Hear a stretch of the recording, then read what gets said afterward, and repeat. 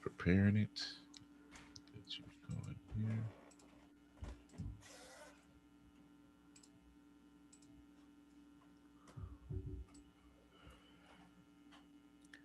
here. And, all right, here we go. All right, you ready? Hey, everybody, welcome back. Blur's Eye View to Blur's Eye View. I'm your host, Chris Fury, and this is Blur's Eye View. Blur's Eye View is a podcast that covers geek pop culture and everything in between. With me is my co-host, DC the Ghost. What's going on, DC? Going? All right.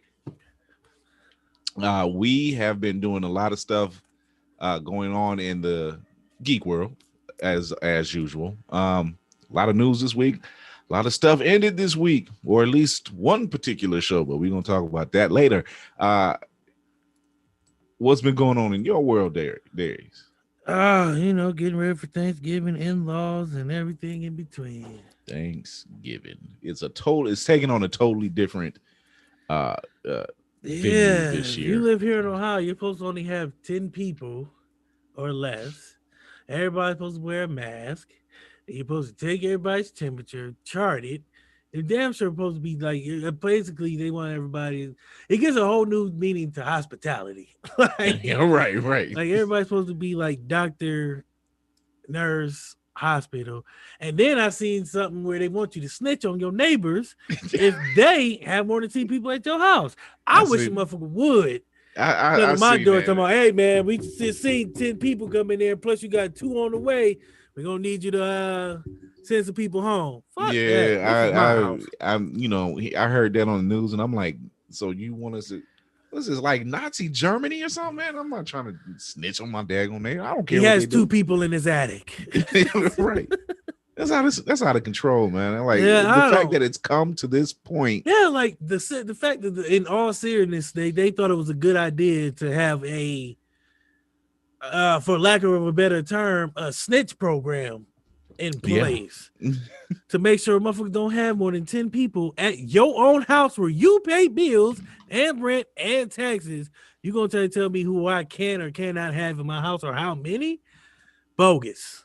We got problems. Bogus. Like, we got some. I understand the whole curve and everything, but this is Thanksgiving. I want to spend time with my family. I don't care if it's 20, 10, or 5. Don't ever tell me how many can come to my house like that. I don't like that. Yeah, that's insane to even have to go to that level. And then to have somebody snitch on me. You want my neighbors, who I already don't even know and don't have a problem with, but I'll come out shooting. I'm sorry. Don't snitch on me. This ain't. It's none. This mind is none your of damn business, and I'll mind mine. He said hello in the morning with a cup of coffee in their hand like everybody else. You know what they need to call that? It's not called they shouldn't even call it the snitch program. That's the Karen clause. That's what that is. That's just what that is. Otherwise than that, hey, you know what? Everybody out there, just be safe. You know, like I told my wife, I said, like, if you don't live here, don't come here. Just don't. We can't risk it. See, we're hosting this year. Like every year, we'll either go to PA or people will come here. Mm-hmm. This year, it's here. And you said you probably was like, damn. It had to be this year. Of all years for us to host, it had to be the one where people were carrying the bubonic death plague.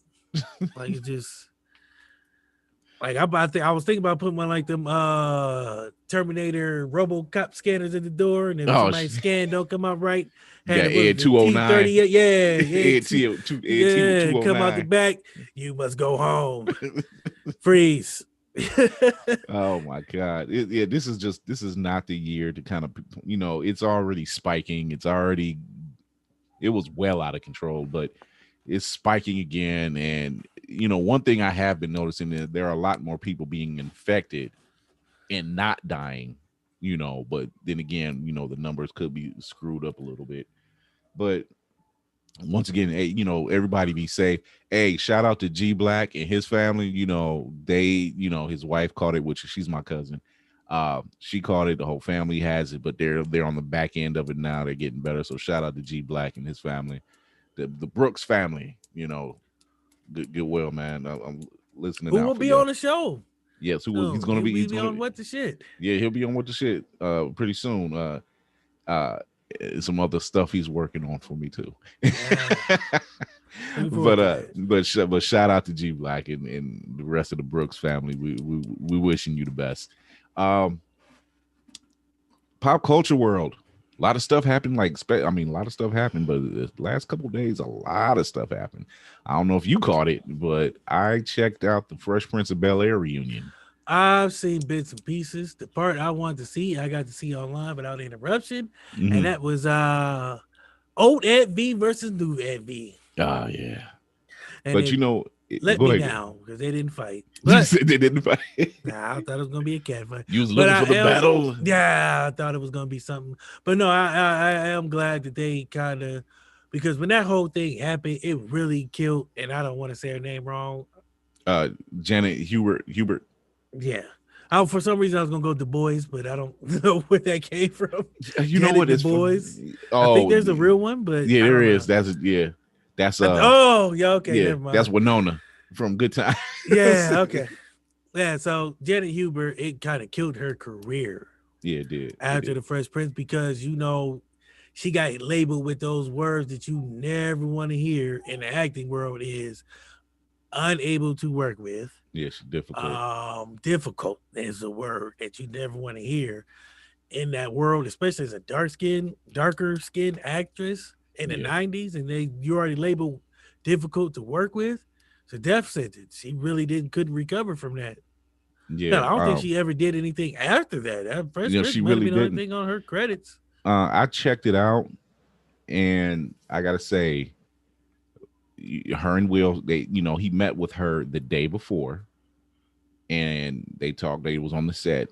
They met the day before, and they talked it out. They squashed the beef, and really, when it was really boiled down, it was really more or less there was things going on in her personal life Yeah, that she was dealing with that she couldn't bring to work, and then he was dealing with some things. Plus, he would, like he said, I was young and I young and take dumb. responsibility, and this stuff just never it's communication.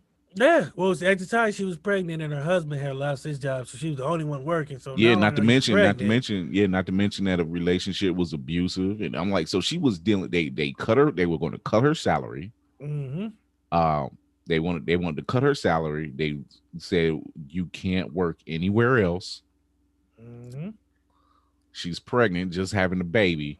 Husband just not working. Plus, he's abusive.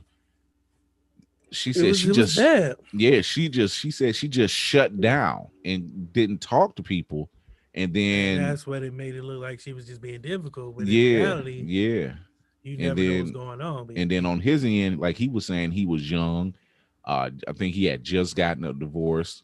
His first marriage was had a kid from out of that one, so Trey, he was dealing with all of that and just everything around them. And when she even wondered like why, and her money was getting cut like that, and they were telling her, "Oh, it was Will," Will, mm-hmm. and it really didn't look like that.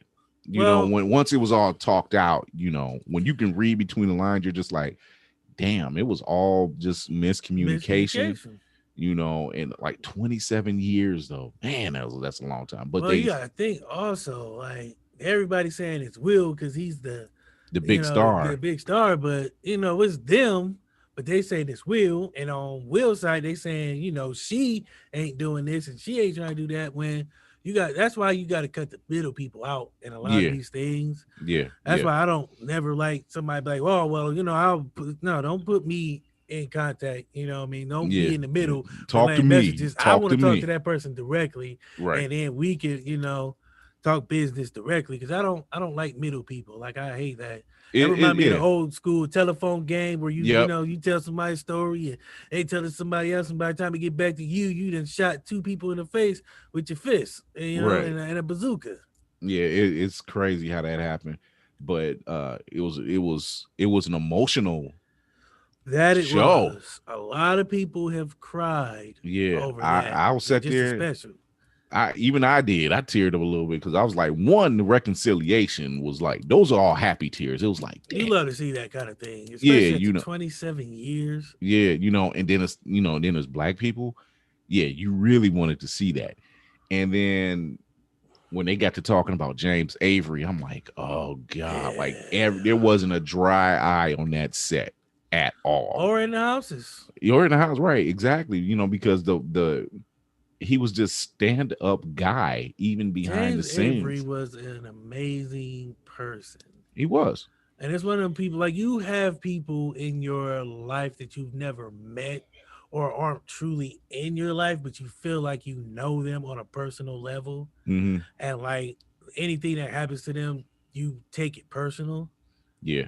Not like crazy, like, Britney Spears cuts her hair off and everybody's like, leave Britney alone. Not that kind of, personal. I mean, like when Kobe died, it hit me It hard. did. It hit a lot of And folks. Like, for you, it was Chadwick Boseman. yeah, yeah, I've never met Kobe, you never met Chadwick, but it's those people that you've watched grow and you watch become this greater staple. person. This, Yeah, yeah, yeah. just that beaming light that for some reason takes, has a bigger effect on you than it might on others. Mm-hmm. You know, for some people, it's not really the person. Well, it's the person, but it's also the aura, the spirit that they give off. It's just one of Right, those things right. that like that's just a genuine brother or a genuine sister or a genuine person, period. So you feel like you can relate, regardless of class, race, stature, all those things. Put those things to the side and just strip it down to what it should be in everyday life. Is just that's a human being, and I can relate to this person, and we could probably bond if we ever had the chance meeting. So it's just one of those things to where you feel that bond, that kindred spirit. So it just hits you a little harder. And for me, James Avery was one of them people that just had that kind of connection. He Yeah, was like that he was the father figure, he was, and when that's you that. growing That up was without a dad and you watching Fresh Prince and you seeing all this love and all the compassion on set, but then you feel like Offset is he's the same person. he exactly. They were saying like So it's even just like, he viewed like Tatiana Ali and Karen Parsons as like he literally viewed them as daughters yeah. behind the scenes and in front of the cameras as So you well. And take care of them people. yeah, and there was just that this dynamic that they held, and the way they got the show together and the way they hyped it up, and they were talking about how they did their tapings on Friday and how they would get everything hyped up and just everything that they brought to the table. And they were in no lie, that show was very influential on so Mm-hmm. many levels. It's like it's up there with Good Times, it's up there with the Jeffersons, it's up there with the Cosby Show, is up there with Blackish now, because Blackish is the same I way. think what it did was because a lot of those shows were showing it from the poor aspect, Mm-hmm. the struggle aspect. This was the struggle of being black and having wealth and having money And and still being, dealing. out in the middle of a white place. Bel Air was white. Yeah, yeah, And you're also a judge and a lawyer, so you have a lot of things you're fighting against, but you have money, so people think that because you have the money you don't have no problems. it was And like, as and we it was see from further. that That was show, it was yeah, it was the furthest thing from the truth. I mean, but like the time where Will and Carlton got down there and pulled over, that was they I were was just down about there to say for that that college football episode game. showed a lot, them You getting know, pulled over, and they're like, oh, we found your car, this is my partner, these are their yeah, kids. Did you call their lawyer? No, I'm their lawyer. Did you have, this is yeah. like, so He broke just them down too. oh He broke man, them down. I still First, watch that episode on Facebook anytime it pops up because they just him and Aunt Viv read them the riot act. He was like, I will have this little place in so much litigation, your grandchildren would need lawyers. I was like, I felt that. And yeah, in that voice too, yeah. yeah, I He was brought it scared of in. Uncle Phil. There was sometimes Uncle Phil was like, he had a lot when of that when love, but that when when that that voice hit, when that range came out, you just like, you better sit mm, your tail down. He ain't playing with you right now. So yeah, it mm. was, but it was that reunion was possibly one of the best things to watch this week. If you didn't see it, check it out. Um, I actually checked out. I got to finish watching it, but I checked out the Red Table Talk that he did. He took it over and addressed it again, and they showed some like behind the scenes stuff that they had to cut out, obviously for editing, and they showed some more stuff, and I'm like, damn, it was so much deep. If you thought the reunion was deep, Uh, Mm.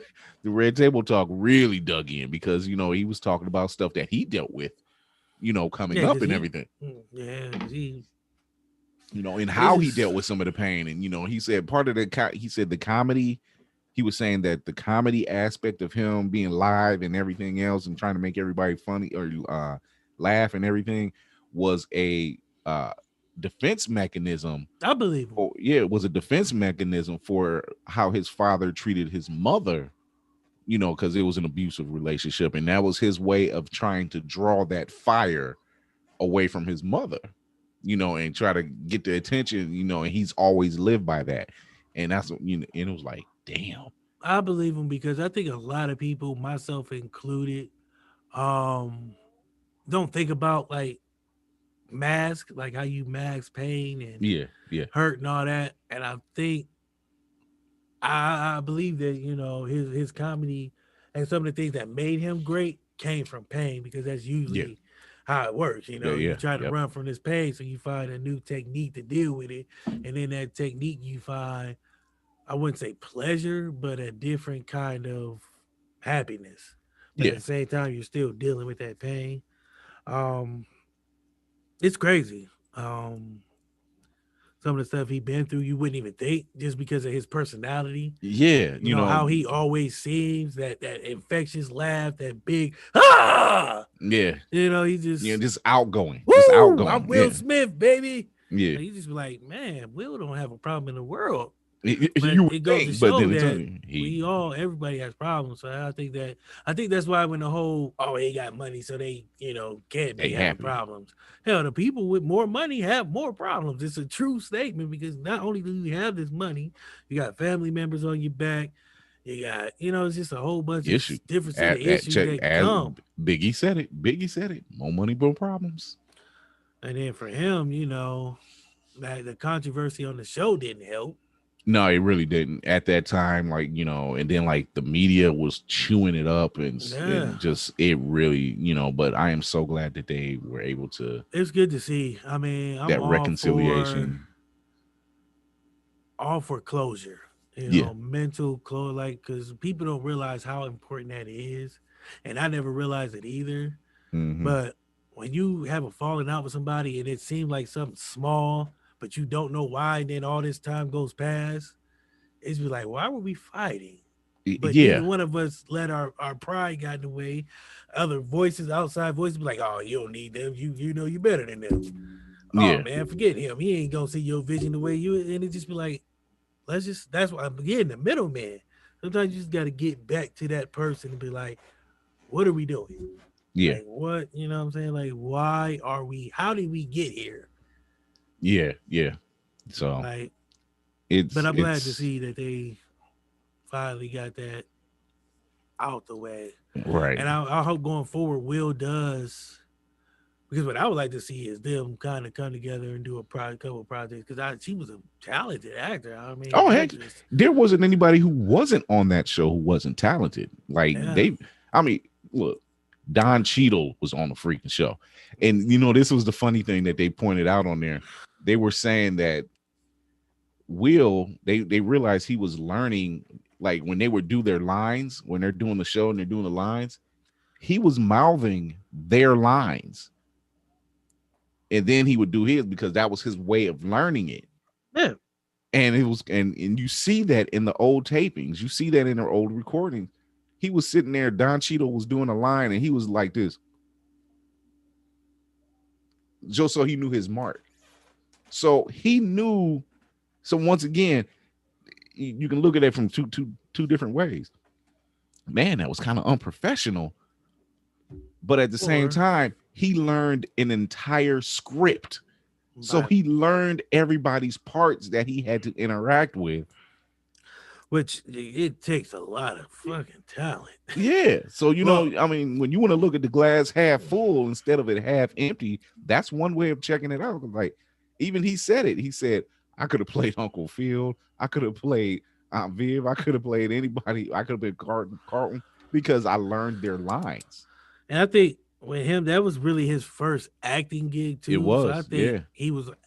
I don't think he memorized the script on purpose at first. I think it was just a way of him trying to Soaking it in, so get that was his way of into an teaching actor's himself. mindset. Like, I don't know Yeah, how to act. I didn't go to acting school. yeah, I'm around trained professionals. I need to learn everybody's script so I know where I come in and out at, my breaking points, which when you do it for 7 seasons, now you're just fucking amazing. Like yeah, in the yeah. Right. beginning, you're just trying to learn. Now you're just showing off. Yeah, and speaking of doing it that way, he also said the way he got the job. He said Benny Medina had pitched the idea to like the Mm-hmm. execs and everybody, and he was on tour with Jazzy Jeff. He had a day off. Quincy Jones told him to come on down to his house. He's Yep. having this party, and they said, they already had auditions. All right, everybody else had audition tape. Will didn't, because obviously the show is geared around Towards him. him. Yeah. Yeah, It was built so for him. it was built for him, right? So he was saying, you know, I need you to audition like right now. And he was like, whoa, wait a minute. I need let me get an acting coach. Give me like 2 weeks. Boom, boom, boom, boom, boom, so I can do it properly. And he said all these other people had left the room, but he said the people that are in that other room right now are the people who's going to say yes to this show.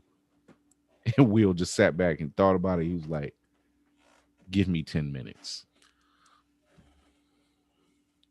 And that's impressive. Like, I mean, that's that a testament too. That it is, so in the mid, like he had a skill that he didn't know he truly possessed. Pressure. Yeah. Pressure bust pipes. That I'll be trying to tell people, when that feeling hits and that opportunity knocks, sometimes you might not be ready, but you're gonna have to get ready. Yeah. But it's one of those things where if he stayed ready, even though he wasn't ready mentally, he was ready in his heart. So it just made it, fuck it. It's knocking. Either we get this done or we lose this money. Let's go for it. Yeah, yeah. So, but yeah, if you got HBO Max, check out that Fresh Prince of Bel-Air reunion. That was pretty good. Thursday for me was an emotional day because I not only did I watch that, man, you guys had crazy night. Yeah, I watched football and you guys were watching all these tear jerkers. So yeah, I don't know who had it best. So for those who don't know, and if you're either watching it live or you're going to be watching recording, which will probably be next week. So spoiler alert. After watching the Fresh Prince of Bel-Air reunion, Thursday was also the series finale of a 15 long run of Supernatural, and my damn was that what you would consider a bittersweet reunion or a bittersweet ending. I'm just put it out there. Dean dies halfway through the show. Oh, wait a minute. What the shit? Whoa. Did you see my head pop up? Like, this was genuine surprise. I got bills in my hand. I was just like, oh, he's going to just tell him some easy stuff to digest. Wait, Dean died? It got deep, and it got deep quick. It started off extremely normal. Yeah. They go to Akron, Ohio, of all places. Oh God! Because that makes fucking sense. That the season finale is Supernatural was somehow end in Akron, fucking Ohio. So they ended up going to Akron, Ohio, because it's a pie fest, and if you know the characters, Dean loves pie, and they have a pie festival now. Now you can tell through the background and everything that this is not Akron, Ohio. I was like, it's not downtown Akron. It's none of this. I don't know what part of Akron this was, but they go downtown or they go to this pie festival, and these are all the happy moments. And then they get a call that they find out there's this, this family. The father was killed, the mother had her tongue ripped out, and their two young kids were snatched up and missing. And they said this reminds us of a case that our father did years ago here in Ohio. So they mentioned Akron, Youngstown, and Canton. Oh God. Yeah. I stay in Canton, of course. I'm from Akron and I stay in Canton. Of course, both of them motherfuckers had to be on Supernatural. Makes sense. Walking around here, shocking enough they did not mention Cleveland. Wow. Right. You would have thought that would have been first. Right. So they go and it turns out it's a nest of vampires, and they find out that one of the big bads in this nest was someone who was turned into a vampire in their first episode. Full circle. Full circle. Now they beheaded her, they killed her, Mm. and it was like these four vampires they were fighting, and one of them was a pretty big guy, and obviously Dean is taking this one on, and they got the drop on him, but not before um Dean gets in, like he gets pushed into a post, and it's like this screw or this nail that's sticking out, and it right through the back, and you don't see it; it doesn't show up. Yeah, But that's happened. That's a way they've killed a lot of people off in movies. yeah, That subtle. What other movie was that? I've seen it a lot. I've seen the trope a lot, but for this show, it I went through the stages of grief That because quick? because you're just like this is halfway through the show, and then like Sam was like he's trying to take him off. He was like, "Come on, let's go." He didn't realize that his brother just got impaled. He's like, "No, Sammy, I need to stay right here." And he's like, "Matter of fact, I need." I'm starting to tear up a little bit. It, I don't even watch. I wasn't that invested in the show.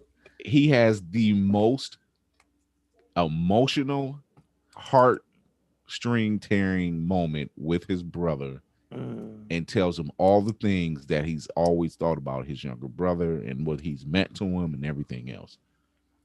And then he tells his brother, he says, "Tell me it's okay." And then he holds it, he grabs his hand, and he said, "It's okay. You can go now." And right after that, Dean just drops his head. One single tear, dies. And now this is halfway through the show, so I'm like, "Oh, this can't it can't end this way."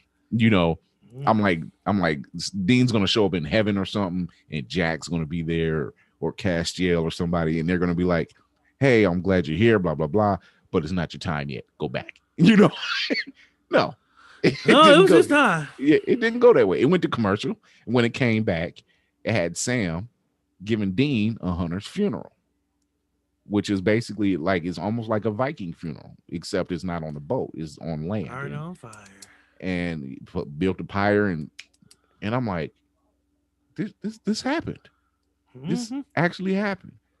And so Sam is going through the grief, obviously, and everything. And meanwhile, they show Dean walking up to this bar.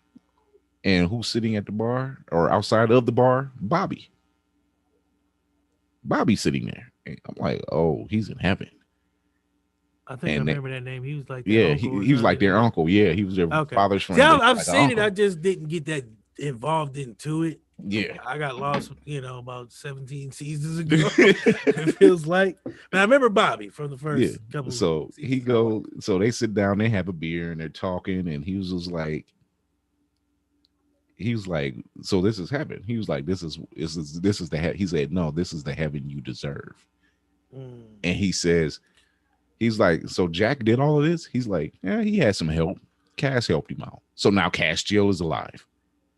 But you don't see them in this last episode. But Jack and Castiel rebuilt everything. He says, and your mom and dad are staying over about 5 minutes over that way. So now the parents are together. And then he says Rufus and Aretha are over there. He said, although I would have thought Aretha had more taste. Now, Aretha is a clairvoyant who was played by Loretta Devine in a couple seasons, like a few seasons back. And she passed. So she's over there. I'm like, damn. Like just having the mentions was good. So then he looks over, he sees the 67 Impala, he gets in, and he does the one thing he always loves doing. He takes a drive. And he turns on the car, and Kansas Carry On My Wayward Son is playing. He's like, God, I love this song. That's a song too. Because see, normally the way this show would always work is if you heard that song on the season finale, that meant somebody was going to die. Here was where the rug was pulled out from everybody. They did not play that song at the beginning of the show. They played it halfway through when he gets in the car and takes this drive. So before he left, Bobby says, he was like, well, he says, don't worry about Sammy. Sammy's fine. And He said in time work. He said, Sam will be up to join you shortly. He said time works differently here. So Dean gets in the car. He drives. Meanwhile, back on Earth, Sam goes down to Texas, of all places, because the actor is now in Texas filming Walker Texas Ranger, and and he cuts the lights off to the bunker one last time, and he goes down to Texas because there's another nest of vampires down there that somebody told him about. That's the last time he's in the bunker. But then they show Sam basically living his life. So they would show Dean driving in his car, and then in another moment they show Sam. Now they show Sam again. He got a little kid. He got a son. His son's name is Dean. And he named him after his brother. So his son's name is Dean. Then they show Dean driving a car again. And then they flash back and they show Sam playing with his son, Dean, playing catch. Then they flash back to Dean driving the car. Then they show Sam again. Now he's older. And they're showing, so he's living his life, he's living life during his drive. Yeah, he's living his life. Foreshadowing for it's amazing how they did it. They showed him raising his son. He's married. He's raising his son. And then finally, Dean pulls up to this bridge and he gets out and he's looking at all this nature and this beautiful natured place. And meanwhile, back on Earth, Sam's on his deathbed. And Dean walks out. His son Dean walks out, and he has the tattoo, the anti-possession tattoo, which tells you that the family business is still going strong. And his son Dean says the same lines that Sam said to his own brother. He was like, "It's okay, Dad. It's okay. You can go now." And then Sam dies. And when he shows up in heaven, he's young again. And Dean is standing there and he turns around. He has like this epiphany. He turns around. "Hey, Sammy." And they give each other a hug. And then they stand there and they just kind of look at all of nature and they just kind of fades to black. The camera zooms out, fades to black. And then it comes back on and they both are addressing the fans and they saying, "Thank you for the 15 years. Thank you for everything." Yeah. And they gave this huge thank you. You're talking about, at first I was upset. Because I was like, they killed them all. But then I thought about it. And like you said, foreshadowing. Dean had always said that he would probably die being a hunter. That was the job. That was his life. Sam, when they first bring Sam in the beginning of the show, Sam was in college. I think he was trying to be a lawyer or something. So he was trying to live his life. So now, yes, this was foreshadowing. They went, yeah. Lives. So when Dean died in this episode, he said, "I always thought I would die, just not like this. I knew I would die in a fight, just not like that, And it was a perfect. When it sat back and you really thought about it, it was like it couldn't end no other way. It couldn't end any other way. So it was a great show. It was a great show. 15 years in that journey, I think, and not have seen it, but just hearing it based off what you told me, and being a person who has seen a lot of show endings or fake show endings that didn't really give you the ending that you should have gotten, like the true closure or anything. They played it right because you have that car journey going back to life, the journey of death back to life, the journey of death back to life, and finally they're reunited in death. But it's just like they're living life. They live life fully. Right. They have 15 seasons of a story that was told quite well. Yeah. And just to not even see the finale, but just to hear it and visualize it in my head, I can see that drive. Just you see the back of his head just driving down this road, and then it flashes to, Sam and Dean still together in a way. Yeah. Still living life together. It was back. It's one of those things. Lonely ride. It's one of right. It's one of those shows, and I've spoken about it before. Is one of those shows I've seen shows jump the shark, and when a show jumps the shark, that just tells you that okay, they've They run didn't out of think about it. ideas. They're running out of ideas. This might be it. There's Marvel's no Agents way. of Shield hit that point at one point when they thought a Yeah, couple times they thought they were going to be canceled. yeah, they jumped that shark, and the next thing you know, I'm like, oh, they're back again. Okay, let's see what we How you got. going to rewrite this story?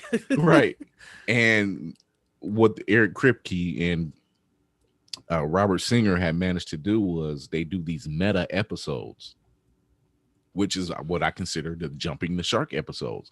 They have nothing to do with the story arc of that season.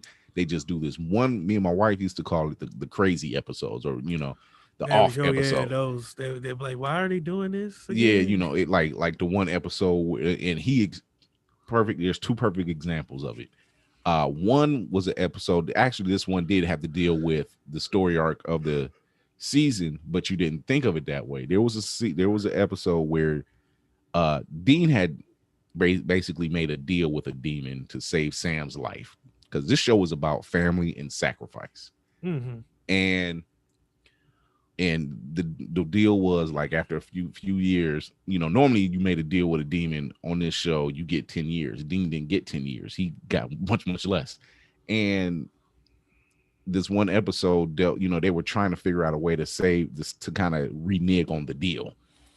And this one episode, the brothers were in this town, and every day Sam woke up, his brother died in some kind of crazy way.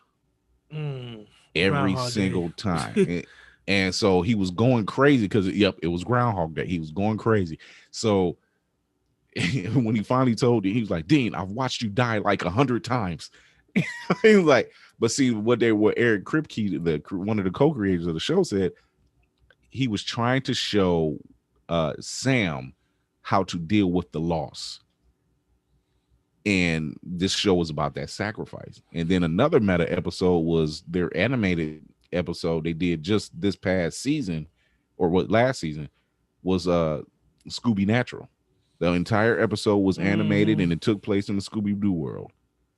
Yeah, And I remember previews for that one. Yeah, and so it didn't destroy the show at all to do these meta episodes, because now fans were looking forward to it. They will poke fun at Something themselves. different, yeah. They will poke fun at themselves. Well, that on seemed these like a meta- serious show anyway, to have some kind of lighthearted, not really, I wouldn't say lighthearted, but to have some kind of not as gruesome like, and look, dark, yeah, and some comedy serious. to it or something.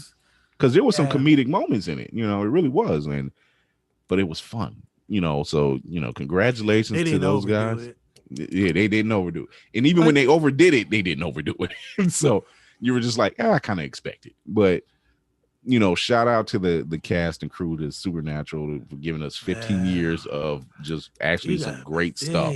15 seasons. They beat a lot of shows years. out, to be on the air They that were long. one of the original WB shows with the Singing Frog and UPN. And they handled it. They made it through three. You got to think, they made it through three different broadcast companies. And UPN, WB, and CW. Mm-hmm. Dawson's Creek didn't get that kind of run. No, I think the Girlfriends only got 6 seasons. Yeah, I think the only other Homeboys show in Outer Space got 1. Right. I think the only other show that's ran longer than that is The Simpsons. Even on that. Yeah, well, and that's an animated show. So they're like 21 seasons, but that's something different, because we're talking live exactly. Action. I don't know. 15 seasons might be that's a hell of a record, regardless. Yeah, because I don't think there is especially any live on action one channel. Right. I don't think there isn't a show. One network. Yeah. I don't think there is a live action show that's ever ran that long. How long Dallas go? I don't even think they went that long. We talking about 15 years. Yeah. Like, you think about where you were at for the last 15 years, let alone have you seen, like, and I don't mean like, oh, we ran this amount of time, then we took a break for a few years, and then they did a reboot straight. Or like, no, y'all went straight out 15 years. Y'all, that was the run. The obligatory fall to winter break, like every show has to. Mm-hmm. But they eat for this, for a new season, but they ran consecutive years with no downtime. Yeah, even with COVID. Even with COVID, no downturn. So You know, that's Walking a Dead, you test. need to wake the Walking Dead, you need to wake the hell up. Like you should have ended. I'm sorry, but you should have ended. Walking Dead should have never started. I'm sorry. It came at the tail end of that zombie phase. And I think the only reason it really lasted is because they were still at the tail end where there was still some kind of people holding on to the zombie thing. Because you had the Walking Dead and what was that? Fear of the Walking Dead Fear of and the Walking Dead. But I mean, just like all the movies for vampires. I mean, zombies. You had all the Resident Evils and yeah. the one with John Leguizamo and they had a tank. And you got Oh the yeah. one where they were at the mall with Vin Rames. And you had I just had all these different zombie movies. For Night of the Living Dead, Return of the Living Dead, The Living Dead Lives, and so it's like all these zombie, and it played like everything has its phase unless you're able to find those core hardcore fans that no matter what our genre will stay. Yeah. And Supernatural had that cult like following. Like they were Right. able to build a following in the beginning to where people stayed on that ride for 15 years. That's saying a lot because Yeah. you got some. I think Smallville got 10 seasons. Yeah. At the time, Smallville was holding that record. Now Yeah. yeah. So Marvel's Agent Shield, they only had 7. yeah. But even they had a downturn, Yeah, these are had the shows that time off had where they thought they got canceled. like that's like small this season 3 of Smallville when they were dealing with Lana and she was like some kind of witch or something. I don't know, it was something crazy. Like Supernatural didn't have a downturn season. They just didn't. Like, Smallville had like 2 throwaway seasons where it was just like, what the are y'all doing this whole season? Like, it just didn't make sense. That was one. And then the other one was when like Chloe was doing the like secret spy work. Yeah.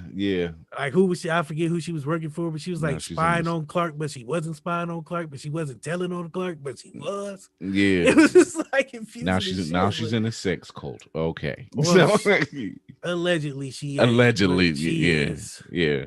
Matter of fact, she was one of the recruiters and handlers, but we ain't gonna get into that because this ain't that type of show. But tune in for What the Shit, where we would go deep dive on Chloe Sullivan, the sex regular. The sex regular.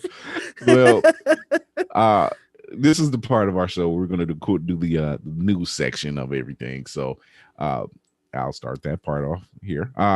The heavily anticipated film Wonder Woman 1984 has finally received its release date. The film will be released in theaters and on the new HBO Max streaming service on the same day. And if you do not have to pay extra to see the film, it's going to be released on Christmas. So after being pushed, getting HBO Max, just for that.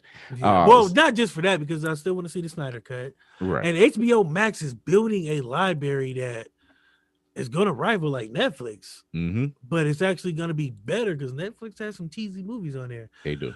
Speaking of, real quick, they have I think it's Hulu, has a Tekashi 6ix9ine documentary. Word. Let me finish this piece real quick. Whoa, and in other news, Nick Cannon is set to play Tupac in a biopic. Where the fuck are we going in life if Nick Cannon is going to be Tupac? Anyway, so after being pushed back several times due to COVID-19, Warner Brothers decided to release the film. Wonder Woman 1984 will be available on HBO Max for a month before going to video on demand and digital outlets. So that's one piece. And if you do not know the names of Wendy Molyneux and Lizzie Molyneux Logan, then you will soon. The sister duo are writers for Bob's Burgers as well as executive producers for the show, and they have been selected to be the writers of everyone's favorite Merc with a Mouth, Deadpool. So that's who they got, because I know they were talking about they got rid of the original writers. I like that because Bob's Burgers low key is humor, but it's smart humor, but it's kind of a Deadpool humor at the same time. They poke fun at a lot of shit that I think going forward. I was scared because I was nervous. I'm like, okay, wait, y'all got rid of the writing team who brought us the first two, or at least the first one for sure. Who are y'all bringing in? Yeah. And is Ryan Reynolds still Deadpool? I need to know this because like, he's still well. See, that's the thing. It's going to be returning to theaters, keeping its R rating. That's a good thing. David Leitch was the previous. David Leitch was the previous director, but they do not have a director yet for the third film. and it's already Ryan being Reynolds. well. David Litch is actually booked all the way through 2021, so that's why they can't bring him in. No, I want Ryan So, Reynolds to direct. Why well, not? hey, he probably I will. mean, you already have the vision. Yeah, he's one of the producers anyway. So, You're already a producer. Why not so, just, but a release date has not been announced. So, but yeah, that's some. 2022? Yeah, it's some. Speaking of I'm really 22, looking forward to that. Yeah, yeah, like of it's all the actually good movies, news. It's actually really great good news for news. me. Because I was thinking like we're not gonna get it. If we do, it's gonna be some bullcrap animated series, Yeah. which they already Oh, tried no, that before. that didn't work. Let's not get into the Um, Deadpool animated series. That was yeah, we'll leave that alone. yeah. At the loss to Chadwick Boseman, which is still felt by fans around the world, including yours truly, many were unsure how the sequel of one of the Marvel's biggest films would go on. So, with reports earlier this week stating that Marvel would not use CGI in Boseman's place, it left fans thinking of what course of action will be taken. The latest rumor mill is that Letitia Wright's character, Shuri, is being prepped to take on a bigger role, speculating that Shuri could be taking up the mantle as the Black Panther as she did in the comics. Well, No, go ahead. I think that was already. I mean, I've heard that was kind of the plan even before he died. That eventually Siri would take over the mantle and become part of the Young Avengers, Mm-hmm. or at least that was a rumor. But now with his death, that kind of pushes that up a little Yeah, further up the food chain. I don't want to see a CGI Paul Walker type no, deal. no, and I I don't don't want to see think that. anyone. I don't think anyone wanted to see anything CGI. I think the story behind it is okay. If we're going to do it this way, we need some kind of way to respectfully. I'd rather it be like he got crushed by a building and you can't see his face. Let's do something like that. I mean, not to be like cartoonish or make it sound um like I don't care. It's almost like a snatch the band-aid off type of Yeah, situation. but it's just like you can't really show his face. And I don't want to see CGI. I don't want to see somebody as stand-in that kind of looks like him. Mm-hmm. You know what I mean? Because then that's just slap in the face. Like y'all are trying to like hold on to his, essence just a little bit longer, milk that juice, like just Yeah, and that's the thing. They said they want to be respectful. I or mean, he I dies knew with his they. mask on. Yeah, they already had to push the date back, but they had to push the date back due to everything else being pushed back. It had nothing to do with his death. It But it probably gives you more would have time. eventually. Yeah, it gives them more time because see, really, in reality, he would have been already training For the for the movie, yeah. film that starts to film. So, but in other Black Panther news, Tinoch, let me make sure I don't mess up his name. Tinoch Huerta of the Netflix series Narcos Mexico. Narcos Mexico has joined the cast in an unnamed antagonist role. So my guess is Prince Who? Namor. Yeah.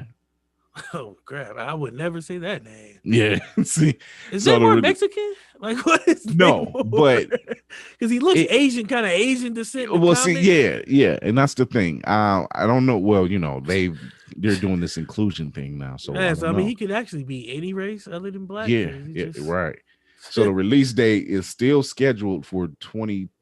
No, there's the release date is scheduled for 2022, but they start filming in July of next year. It was going to be March of next year, but but everything, I mean, COVID pushed everything back. Chadwick Boseman passing pushed everything back. So, there's a lot. yeah. So I think it was, and Disney wanted to be extremely respectful. They said we just can't just pick somebody to do this. He's that role he It wouldn't work. embodied. People would It just revolt. they would have all types of hate, and there's just, I mean, in reality is the truth. If you're trying to be respectful. Two, how do you go forward and do it in a respectful manner? What do you do? And It's tough. Like I said, I mean, you either he I mean, dies off with his even mask on, yeah, I mean, or even if they're, I mean, all signs are pointing to Shuri anyway. That's just it. The question of the matter is, if they were doing that from the beginning, they probably had a good way of doing it. now, Whether it meant him dying on screen, the character mhm. dying on screen or something, but now that the actor has passed, now we don't want it. We might not want to do that. you Yeah, know, it's in poor taste now. yeah, I I had a thought before when they were talking about like passing the mantle in the series. I thought it was gonna be like, T'Challa is tired of doing that part of the job. He just wants to focus on being a regular king and taking care of the people. So hey, he's getting married to how in my dream it was Storm. So Yeah. yeah, that's why you introduce Storm. Him and Storm Yeah. get See, now married. then all of that has changed. Yeah, All of that has he changed. hangs up the Panther, gives it to Zuri. Shuri takes over, but you still got Storm kicking ass, and T'Challa's just like your everyday average king again. Yeah. Yeah. So that's what I got for my news segment. What you got anything for your Yeah, yes. so this is DC the Ghost Gaming Corner. I think we might say Let's good. go. Everybody, welcome to the corner. I'm going to show you two footages. If you hadn't seen this, we're going to break it down just a little bit. If I can get it. Oh, let's see. Oh, that's beautiful. Yeah, there we go. All right. All right. Let me slump down a little bit for you guys. All right. There we go. So no, I'm not gonna do that. So this is NBA 2K1, the next gen edition, and as you can see, it looks beautiful. I don't know, it's not getting the justice it deserves on my screen, but if you have 4K, it's going to pop. This is actual game footage, that they took. That Dallas looks so versus real. That looks yes. so Look, real. just watch when he comes in. It's Dallas versus Golden State. I mean, they updated the fans. Like, look at the interaction. Mark Cuban looks amazing. You got the mascot who whatever he is. Um, look at Steph. Like Wow, even that with the looks Amish so beard, real, man. even with the Damn. Amish beard that Steph Curry has and that weird whatever, and Clay Drake Thompson, just like Tim Hardaway Jr. Like the movement, the ball, this the it's just it's amazing. So this has already dropped. If you have Xbox One or PlayStation and you bought the Kobe edition of the current gen game, you get this free as an upgrade. It's amazing. From what I hear, I don't have it yet. I have the upgrade, so once I get the new Xbox, which is I know what I said last week about not getting it, and I'm itching, The man, because this temptation. right here, this is why because they revamped this whole game, That's and some as really clean looking. My damn. The graphics on this thing looks amazing, yeah, man. man, and you got to think this ain't even 4K. Like you get that 4K TV, the sweat, and just and this is without sound too. So you got to remember that sound, the immersion of this game is amazing. That looks good. Um, What's the release date for that one? that's already out. Oh, okay, okay. Like you get the new system, it's all right. Look at the beads of sweat. Like that sweat is all right. So we're gonna go into another one, which sadly we have to because this is Madden, which doesn't drop until December 24th because they pushed back because they didn't want to compete with 2K. When you look at 2K's next gen and then you look at Madden, like Madden, it's always graphically looked amazing. Like this has always been the look of Madden. I think on next gen you have a lot more of what they call DLR, deferred lighting rendering, Hmm. which means that your shadows are going to look more like shadows, and the light change in the lights are actually going to make a difference. If you got 2-watt light bulbs versus a 50-watt, sun versus dark, Right. natural light versus just the incandescent light bulbs, like those things are going to make a difference. And also how you see off the helmet, like reflections and everything like that. Plus just the shading of the jerseys and the color schemes, they just it looks amazing. I'm not gonna lie, just gameplay wise, it's whatever. But just as a trailer, and we're just looking at it on face value, it does look good. It does. Um, It does. um, it's always Madden has always been a good looking game. Their problem is getting the replication of simulation football down there where they struggle. But as you can see, I mean, when you look at it, they have what they call next gen stat tracking. So what that is in real life, you have those RIFD jersey trackers in the shoulder pads Hmm. that tracks movement, speed, you name it, they tracks it. They're taking that and implementing it into the game. So now everything is based off the stats of a player. How fast does he go in this kind of break? What's his top end speed? How often does he run in this play? So it's a lot of stats driving this. I can get into some downsides of it because I've been researching, so but I'm not gonna go there. We're gonna stay positive today, people. So this is Madden. It drops December 24th. Again, it does look amazing. Um, as far as the immersion, eh. I mean, the stadium is beautiful. The sidelines, from what I hear, this trailer was taken. They didn't really show the sidelines because if you look at the sidelines in Madden, it's always like some random player with the same jersey numbers, and they're all standing around looking goofy, clapping at the same time. You know, it looks weird. But what I heard, it's supposed to look more like a real sideline to where you have people, different sections of the team, like defense, linebackers talking to each other, looking at film, or just talking to coaches, and you got other players ready to go on the field. So it's supposed to look a lot better. Um, I'm just looking forward to Madden 22. I'm sorry, that's just as a franchise player, that's where the bulk of their new changes, the things that they took away from us before, are coming back. So if you're looking to play Madden like I am, I broke down and bought Madden because Madden right now, if you buy it, even if you buy it for this current gen, you get Madden for free no matter which version you buy. So I bought Madden at full price because when next gen does come out, I get that version for free. Okay. Wow. So there you go, DC's Gaming Corner, All Madden right. 2K for this week. Madden 2K. I'm leaning towards 2K. Yeah, trust me, I'm leaning that 2K. But also in the 2K, they revamped the My Player mode, which is like the career mode. They revamped that, so now you can start off high school, college, D League, or just straight to the NBA. Which I'm anxious to see the story because they never gave any details on the story mode for that. Because 2K had Spike Lee do something. You've had a lot of great actors be on 2K in their story mode movie, Right. so to say. So it's crazy to see what they could do going to a bigger system with more memory and more power to be Yeah. able to really convey some of the things they want to do. And the WNBA is in there, so women can play 2K now too. Yeah. Play Oh, for your yeah. favorite Now that's a team. plus. Yeah, that was definitely a plus. I liked how they added I'm that not in gonna there. lie. I think I might make me a female WNBA player just to. Why not? I mean, different game. Yeah. Um, and I just think it's more geared towards the people. It ain't geared towards just men anymore. Like Hmm. I said, the WNBA came in last year.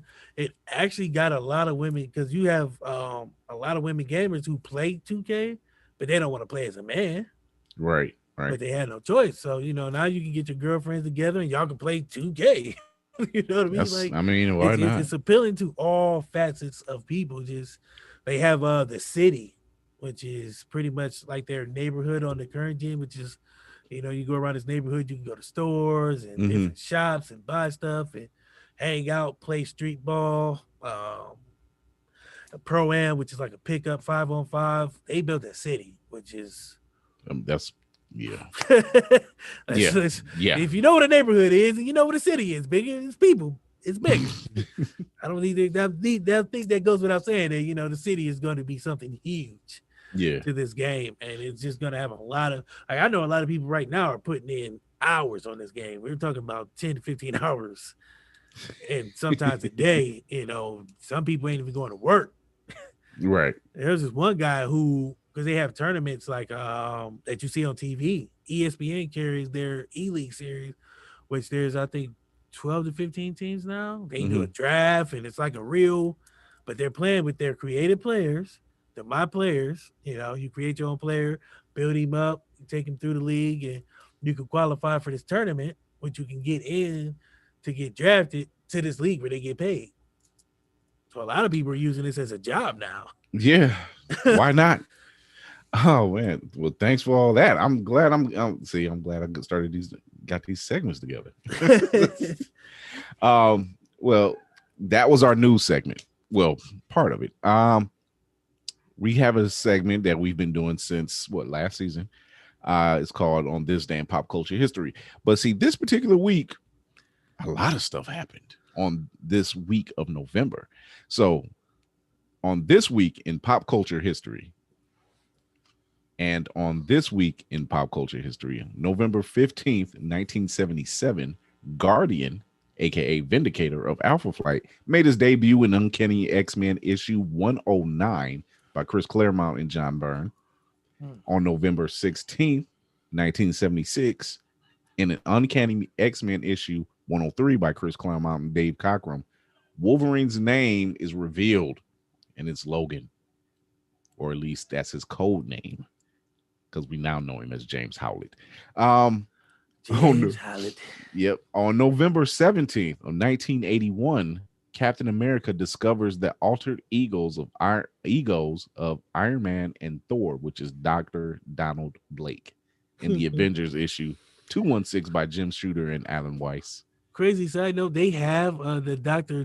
Donald Blake outfit in the new Avengers game, which Yeah. is that's one of the cool outfits to play with because it's like a Pantera t-shirt and a Donald Blake name tag and some jeans.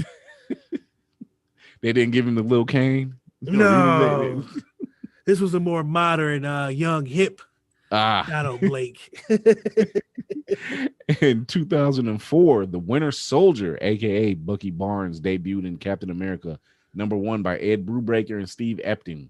And in November of 1980, in the Uncanny X-Men issue 142 by Chris Claremont and John Byrne, one of the most talked about moments in X-Men history happened.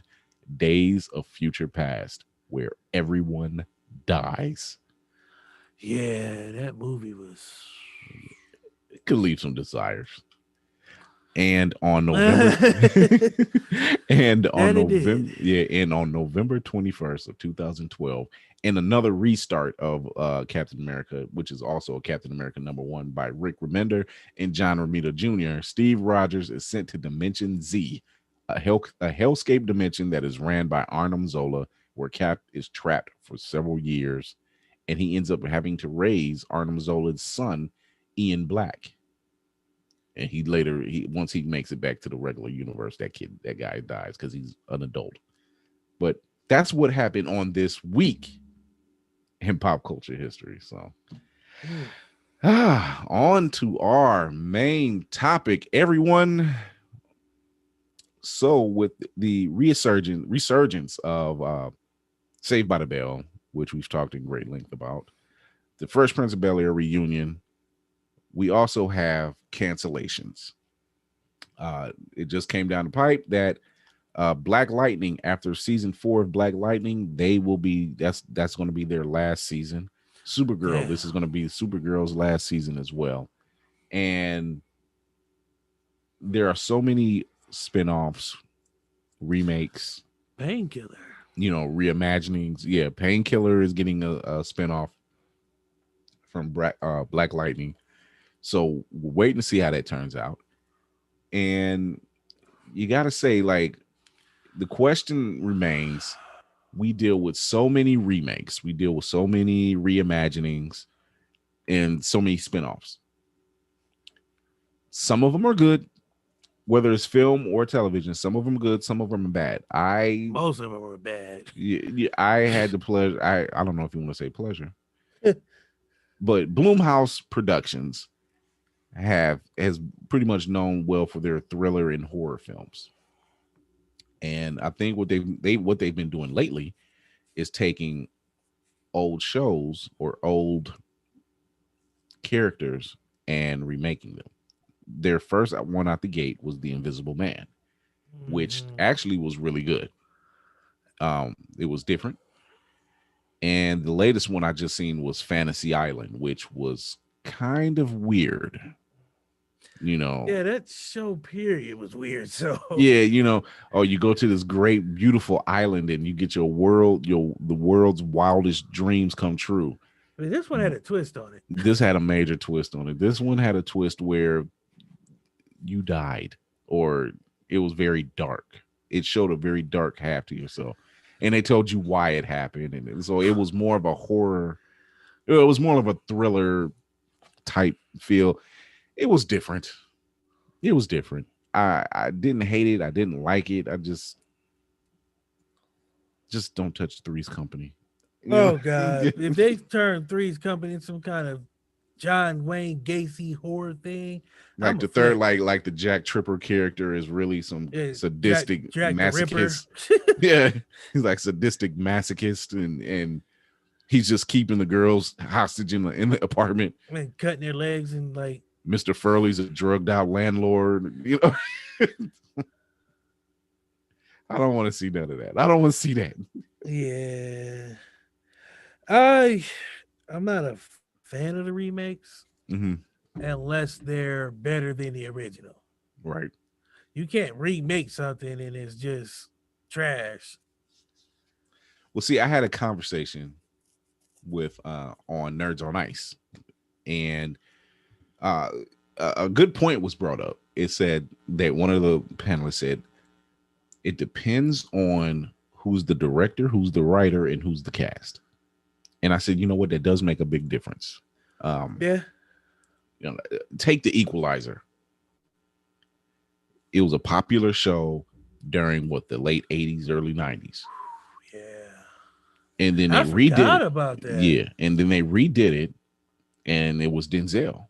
And it was that movie. That right there alone. I think even if Denzel wasn't the main character, that movie was so well written. Yeah. You could have had maybe Samuel L. in there. Oh, yeah.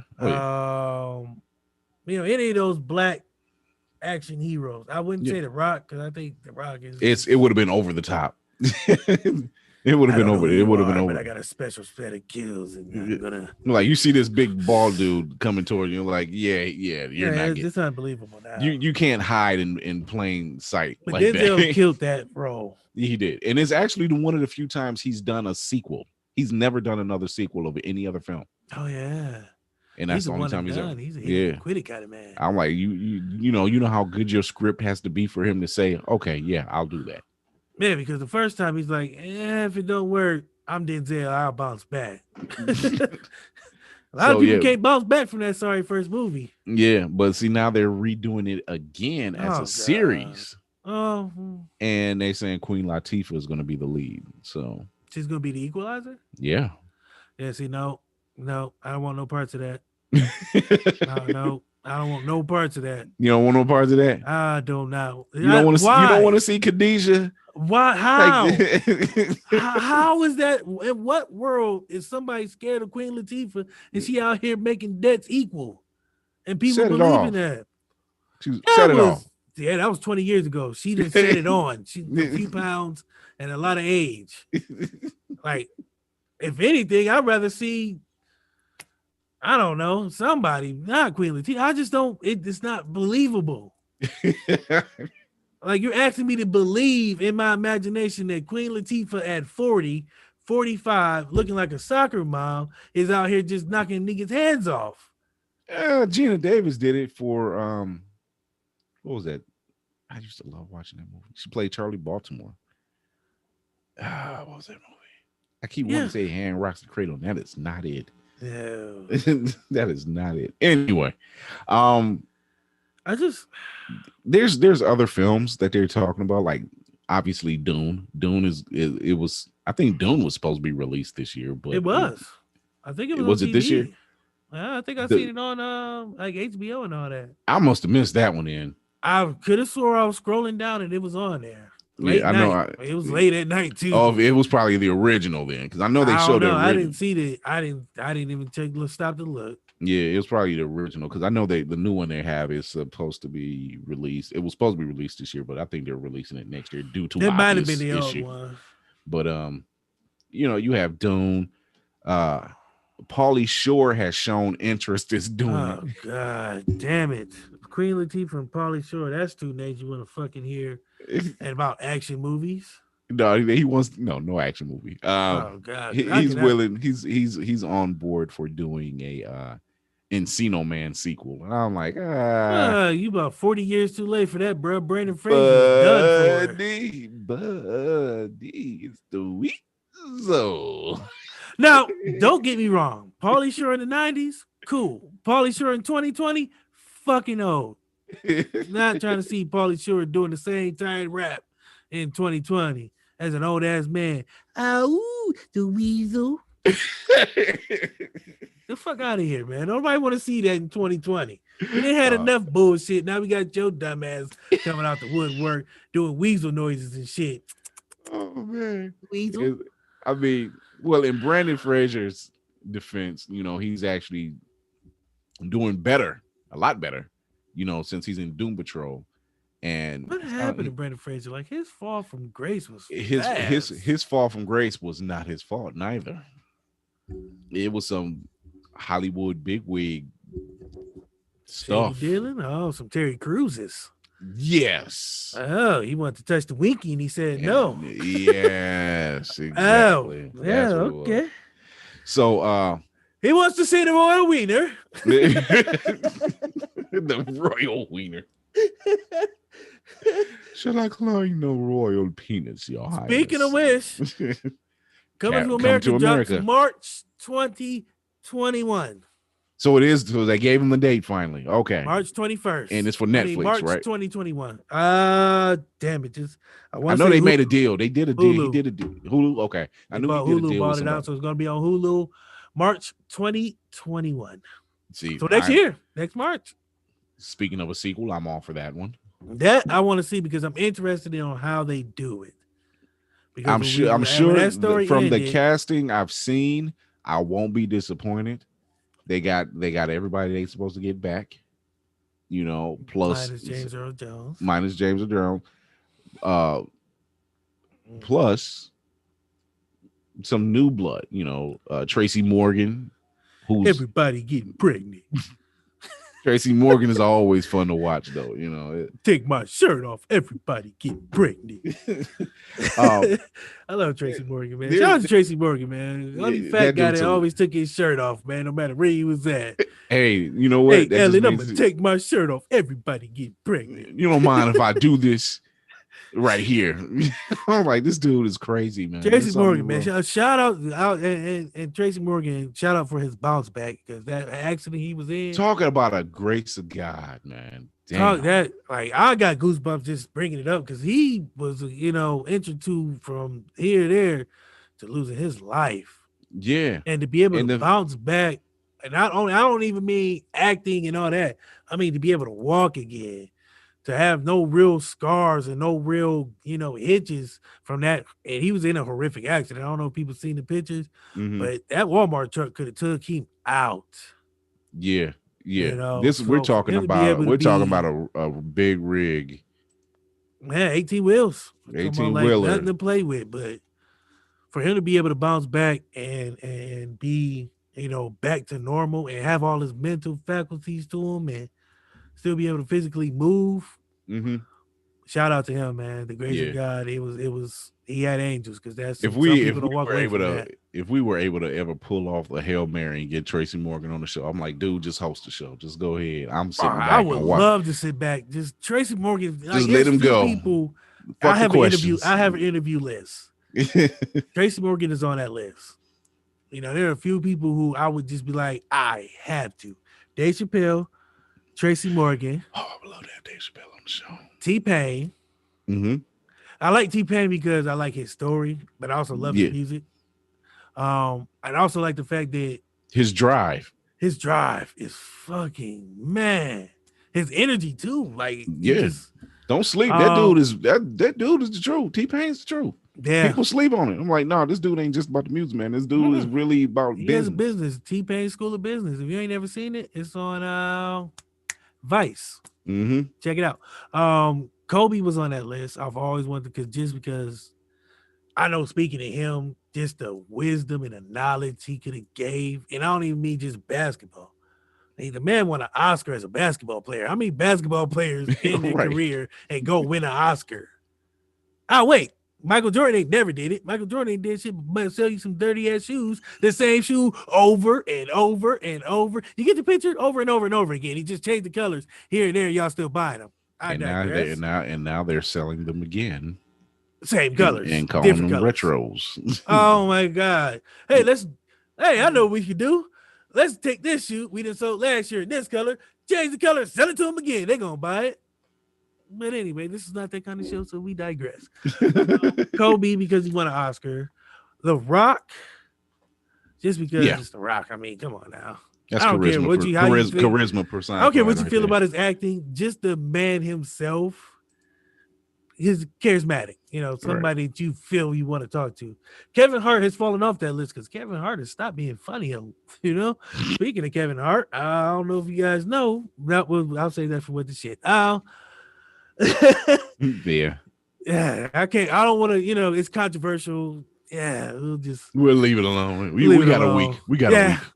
week. So yeah. Those are some of the people, but Tracy Morgan is at the top. Kevin Yeah. Devin. Dave Chappelle's number 2, Mhm. but Tracy Morgan just that motherfucker is crazy. And I don't mean crazy in a wild way. I just mean like, and he's calmed down now that he's gotten older. But the young Tracy Morgan, he was just his interviews was wow. And I know he wasn't on no drugs. That's just how he was. Like he Yeah. was just, with Ellen. I don't even know everybody. And my favorite line he was saying was, "Everybody get pregnant." I still say that to this day. They be like, "What y'all? Oh yeah, some girls are here tonight." But like, everybody getting pregnant.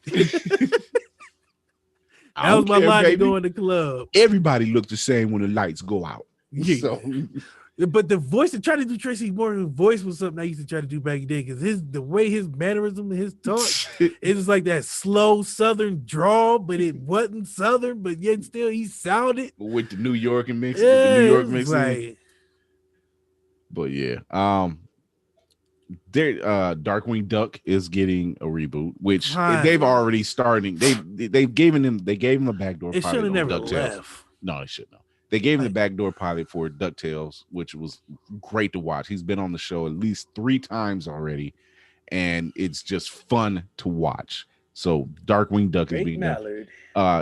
Amazingly enough, Seth Rogen is helping to produce it, but he's not going to be in it. Thank God. He's just he's thank God. I'm sorry. Yeah. I like Seth Rogen, but that motherfucker's laugh. It's 3 laughs I do not ever like. Seth Rogen, Fran Drescher, and Seth Rogen. So the Animaniacs just got a revival, and that's on Hulu right now. Oh my God, yeah. And now there's talk of Tiny Toons. I figure why not? Another one, they're actually doing an animated remake of Good Times for Netflix. I don't know how I feel about that. That sounds like a black caricature. Like it's just gonna be really offensive drawing. Like JJ's gonna be this tall, skinny kid, and his neck gonna be all weird moving. And I can see if they were making fun of like doing it like Boondock style or something. Speaking of which, Boondocks is still. They're still on market to still come back to HBO Plus. I mean HBO Max. They're still don't know how. Yeah, but they're coming back. They're rebooting The Nutty Professor again. This is gonna be the 3rd time. Yeah. Another sequel to Scream, which is Scream 5. Don't ask me why. Damn it. What else? I don't know how many times, but Wes Ball is behind the Planet of the Apes reboot. I don't see some of these. I don't know why they're. How many planets? We got Mark Wahlberg. You got what's his name? Goofy Seth Rogen friend trying to play James Franco. Yeah. Why? A movie that I was watching today and love dearly is being remade, and I don't know why they're touching this. See, this is another part of the subject I want to touch on. But they're trying to do House Party. Like Kid and Play House Party? Kid and Play House Party. With what? For what? No. You don't touch House Party 1, 2, or 3. Fuck 4. Wait, was 4? Yeah, it's fuck 4. 4 when he played Kid got no. Kid wasn't in 4. I don't. One of them was in it, and it was like they said it was brief because they weren't like the. 1 was the high school, 2 was college, 3 Kid got married, 4 was I don't know. 4 was immature, I think it was. No, I like that one. Okay, it's 5. It's the one with Everybody Hates Chris brother. Okay, yeah, that was it. That was the one. That was the one. That one was. I don't even know what the hell that was. The Party Never Stops.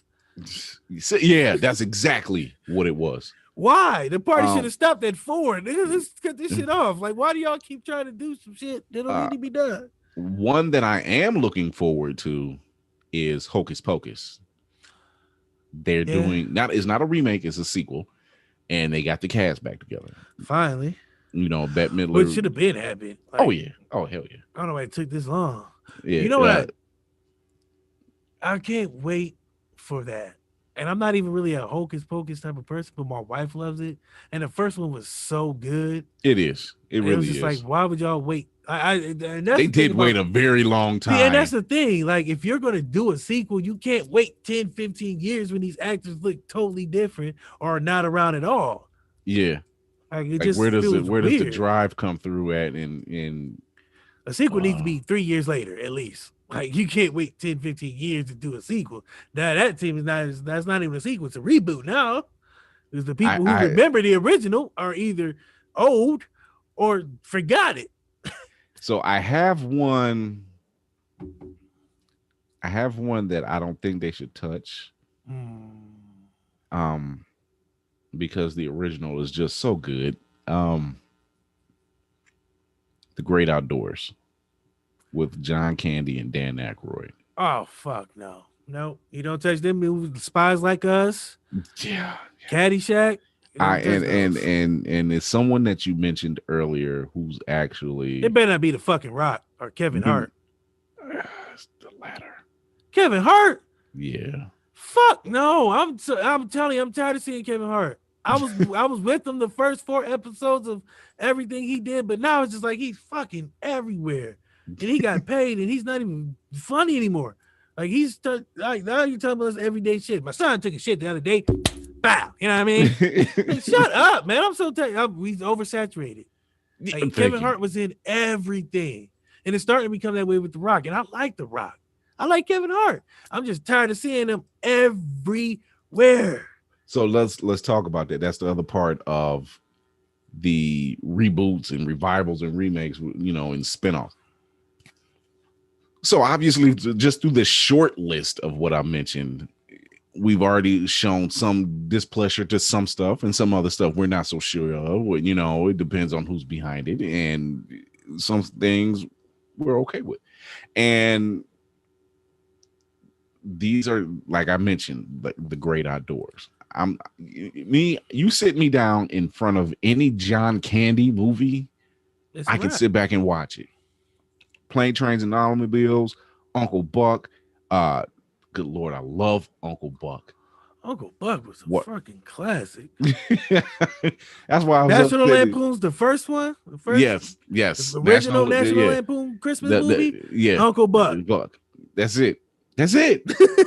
That's it. Yeah. Oh, Young you Macaulay Culkin. That's it. Like, big don't giant touch those pancakes, movies. big giant pancakes used for and using a snow shovel to flip it over. I still don't understand. I'm like, how the How the hell? physics of that makes no sense, but it was still appealing because nobody cared about reality of how the hell he made these big dumbass pancakes. No one cared. No one cared that he was using a dirty ass shovel to flip these pancakes over. I'm pretty sure that wasn't clean or brand new. Not No only one that, cared. I'm like, how did you get a griddle that That big. big? No one cared. So, Like, how? No one cares. you know, he had that old busted ass car, but it did the job. Planes, trains, and automobiles. Don't touch it. Beautiful. And they were talking about remaking that. Yes, they are. I I can't can't remember. remember I can't remember who Kevin they Hart and said The was Rock. doing it. Would I be shocked if it Kevin was? Hart and The Rock. It was, you know what's crazy? You could go through and be like, they're rebooting this and this and this. And you'd be like, oh, it's probably Kevin Hart and The Rock. And 9 times out of 10, you would be right. Like if they redid the other guys, The Rock's already in it, so Kevin Hart would naturally just join on. I'm looking it up. Like it makes no sense to the fact that you can really just trace back to be like, man, oh, they're making it. You're half right. The Rock's in it. Will Smith and Kevin Hart. Oh, what? Oh, that combination's even worse. that sounds like an annoying laugh face. Ah! Actually, I can see that working as Will Smith playing the straight man and Kevin Hart being the loud one. I can't see that. I can't see that dynamic working all the way around. I don't want to see that working period. I'm sorry. I'm It's so not, I put it to you like this: I'm not looking. It's not on my high list, it's on my shit list. but it is on my list to say I want to see how it plays. I'm not saying it's going to be a favorite film of mine because let's face it, the originals, like I said, the originals for those type of films, they're just fun. I can watch The Breakfast Club. I love watching The Breakfast Club. I've been in Saturday Detention plenty of times, Oh, I've been there. so I'm, Ain't fun. I'm just like, damn, that's what I did wrong. They were talking about rebooting that too. Yeah, you know, somewhere Kevin Hart. John Hughes is not happy. You Kevin know, Hart's supposed to be playing his part. Right. Kevin Hart. The Rock is Emilio Estevez. Talking about no,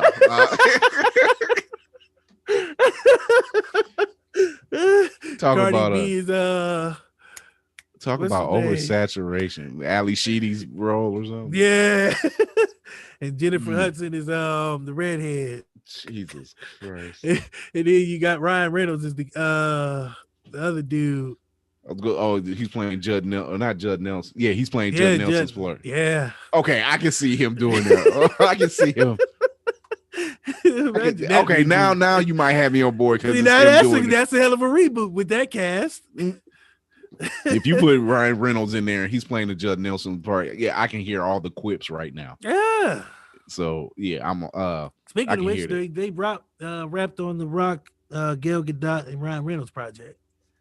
Which was what? It was supposed to be a FBI agent and crap. I'm gonna have to look it up now because they wrapped on it. That's all I know. Damn. I don't remember the plot. That's crazy. I can't see that one. They're talking about, well, they're not talking about, they're doing it. For a 10 episode revival on Showtime, they're doing Dexter. I don't know what. Oh yeah. I think you know what. I think I know why. It's called Red Notice. It's called what notice? Red Notice. Oh, Red Notice. Yeah.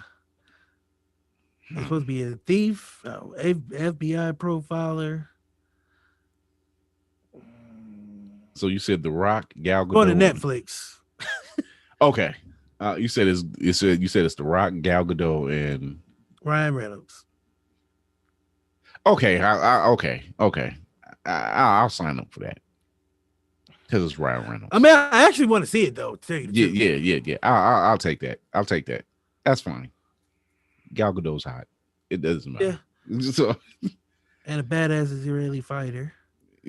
Yes, exactly. They're doing Conan. The Barbarian?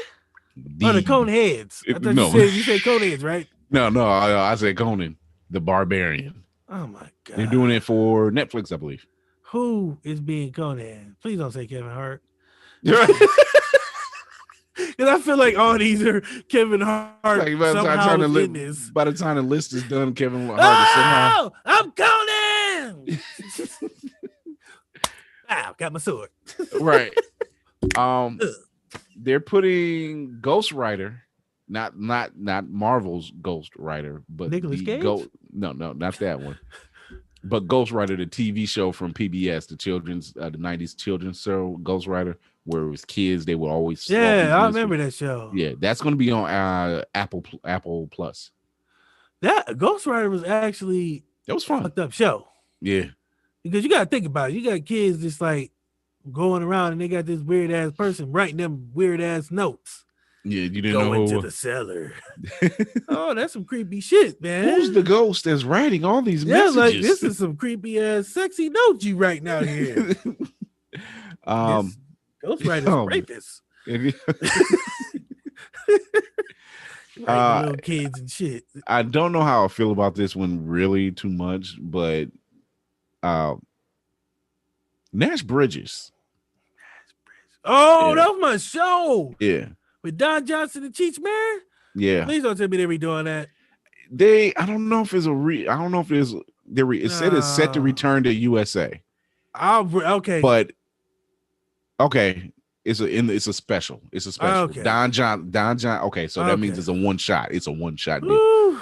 Don Okay, man, Johnson's I is almost had a heart attack for yeah, real. Like, yeah. don't. That's Bridges was a good show. Yeah, Don Johnson's I used to watch expected to that in return. Monk. So yeah. Oh, I love Monk. Oh, Don't touch Monk. Don't touch Sight. I want them to bring back Sight, but like for good. I don't want no specials and Yeah. none of that shit. I want the show come back. Put it on Peacock. I'll get that shit. I'm tired of all these streaming sites just to watch one show, but whatever. Whatever it takes. Whatever it takes. So Sight was so fucking amazing. Psych was just funny. That's why. I love, but it was, but at the same time, it was like he was literally a con artist. Like pretty much. He was a con for artist. The police, and his dad told him how to do all this. That's why it was like his dad was like this major big time detective. He taught him how to and his dad was Corbin Benson. Stuff. Yeah, and he stayed throughout the show. You had Gus Busterson. Like Gus was the shit, man. He was like Carlton, only a little cooler. Like yeah, he was just like, Sean, we can't do this. And he was like, come on, you know you want that cute little redhead. And like, okay, Sean, you know. But all the names, this is Jazz Fingers, McGee, Ubuntu. This is my friend Ubuntu. Like Sean, like that show. Then you had Lassiter. Yeah, Lassiter. Oh god. I love Lassiter, man. He was like straight laced, but he know how to let loose just a little bit. He was like, you know, we had to call him in. He was like, damn it. Sean. So yeah, but there's that's just a few. I mean, there's so many. So it stands the question. The other half of that question is, has Hollywood run out of ideas? Yes. Or are some of the ideas that Hollywood is having not bad? I think the problem is it's the old saying, if it ain't broke, don't fix it. Mm-hmm. And so a lot of people, it's the nostalgia of those old movies or whatever. And you have like new fans to this like vehicle, so to say, to this franchise. So you want to bring it back. But then when you bring it back, you can't bring it back with the old actors. So now you got to bring in new actors. Yeah, now you got these new actors that people of this age can recognize. So I think that's where lies the problem, because every time you reboot it, you're bringing back different actors, and then you got to tweak the story a little bit to fit, you know, the time and the climate of what's going on in the world. So it's just, I do kind of think they're running out of fresh ideas, because it's like you can only see 45 different lizard movies before you be like, you know, we tired of seeing lizards. Right. You know, it's like like we were talking about with the zombie craze. It was here, it lasted a cup of tea, and then it was gone. Yeah, that's true. You know, so it's just like it gets to a point to where nothing's new under the sun. Yeah. At some point, they're gonna keep having to reboot movies just because they've worked. You know, if you have a proven product that worked, that's why Sony keep doing Spider-Man movies, not only because they had a contract, but because they worked. Change the actor, same story. Everybody knows the story, but they're gonna go watch it because it's Spider-Man. Yeah. This is true. Once again, but see, okay, perfect example. People are going to go to see it again. Same with the Batman. They're going to go see it because of these characters. Mm-hmm. And it's saying, like with Spider-Man, people were like, you could hear the rumblings. Oh God, not again. But it's them same people who watched it. Right. But then you go to see it like a Homecoming. Visually different. It's under the house it's supposed to be under. And then on top of that, he literally says in the film, something happened to my uncle, but that's a long story and I don't want to go into that. See, they changed. See, again, they modernized it. You know, and it's true, because it's like it's been done so many times. If you do not know what the story is to this backstory to this character is, I don't know what else to tell you. Go watch the old ones. Go read a book. You aren't invested, you know? Yeah. So here's another thing about like Spider-Man. Every time they reboot it, they both get younger. Aunt May and Peter. Well, see, I just like every time this version is possibly the version they have going now with Tom Holland is, to me, probably one of the best versions. It's the most realized or realistic version. because I was talking to my wife about it earlier. I said, doesn't it bother you that Aunt May all this time has been like this grandmother age, Mm-hmm. and Peter was like 16? That just strikes you as weird. This Yeah, version they have now, where yeah, of she's young course, and hot. yeah, she's young and hot. Of course, she would be. She got free falafel. And I sticky don't, rice, and sticky rice, and, and it was in an Indian place, so it must have been real sticky. it was just like they were running next door getting food. They were like, "Hey, let's get her anything she want," and that was true. But Mm-hmm. it makes sense this way to make your aunt, and even as the books were going along, like in the Ultimate Universe of Spider-Man, and then like on the cartoon, they try to, Aunt May's obviously older, but they try to make her not that old, but a little more hip, a little more into the now and stuff. This is about as close as they came. This is about the best they could do, and I'm glad they did it that way because it makes sense. Because it's like, okay, if Aunt May is damn near 70 something years old, And Peter's 12. It don't make sense. like how old were your parents? Like, were you an old folks baby or something, Mm-hmm. or were your or was or who Aunt May was I think Uncle Ben was his actual blood. Mm, Yeah, I think Uncle Ben what might have been his I don't actual know, but that story blood. got it's so convoluted. It's like Yeah, McAvoy and Stewart. Like, yeah. I think so. What? Yeah, I think Uncle Ben was the actual blood relative, and at any rate, that means either your mother or your father, their parents, your grandparents had them way too far apart, or your parents are just old folk babies or old yeah, folks. he was the oops baby. The oops baby.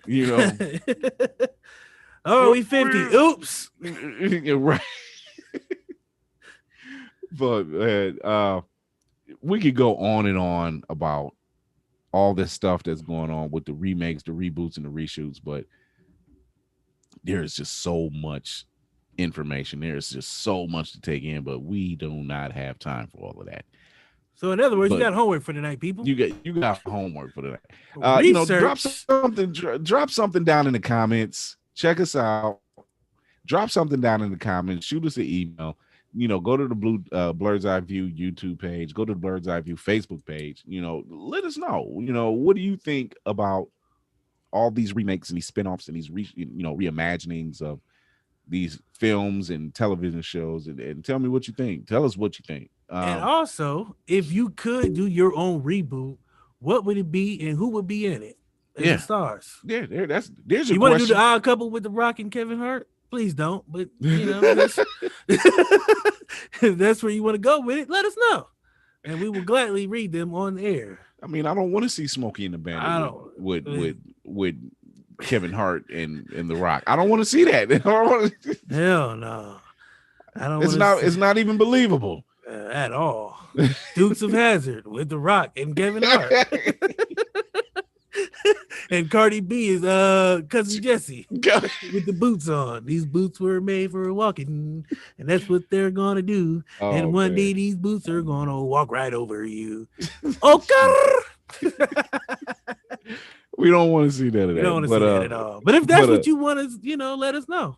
Yeah, We'll gladly, give you a therapist if you want to see The Rock and Kevin Hart and everything. yeah. So we're wrapping it up. So this is our part of the show where we do our plugs and we put out our affirmations and then we shut the whole thing down. So DC, what do you got to tell them? What the shit is coming back? The day after, not the day after Thanksgiving. Because we'll still be sleeping. Yeah, I'll have turkey on my mind and hopefully an Xbox in my possession because I'm going to be up Black Friday trying to give me one. November 29th, what the shit will be back with our guest, Miller Lewis, conspiracy theorist extraordinaire, the host of the Culture and Movement podcast, and also a friend of the shows. So look out for that. Also, we will have a new layout, a new format, and we're going to be cleaning up our act just a smidget. Just a bit. Did that sound believable? Just a Nah, little bit. Just just a a little little bit. bit. Baby steps. Baby steps. We're trying. Yeah.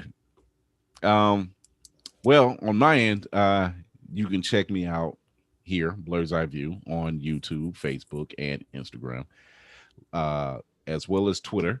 You can also check me out on Nerds on Ice. Just go under Circle of Nerds, look up Nerds on Ice. You can also catch me on the Cosmic Disaster Show, which is also part of Nerds or part of Circle of Nerds. You can catch us all on anywhere you listen to podcasts. You can catch us on YouTube and Facebook. Just go under Circle of Nerds on Facebook. You can catch Blur's Eye View on Facebook. Just go to Blur's Eye View. And you, Darius already told us about what the shit. So there's Oh yeah, that. there's a Facebook page, there's an Instagram page, and there's also a YouTube page, and it's all what the shit. Yeah. Just search that. So, and until next time, remember to educate yourself and others, entertain yourself and others, and empower yourself and others. And until then, be nice to everybody. Stay safe out there. Don't have a whole bunch of people at your house. It's not necessary. Put your mask on. Don't Put be your a mask snitch, on. and stop putting Kevin Hart and The Rock in every movie together. Right. Stop that shit. Right. So, and until then, for Blur's Eye View, this is Chris Fury, DC the Ghost, out.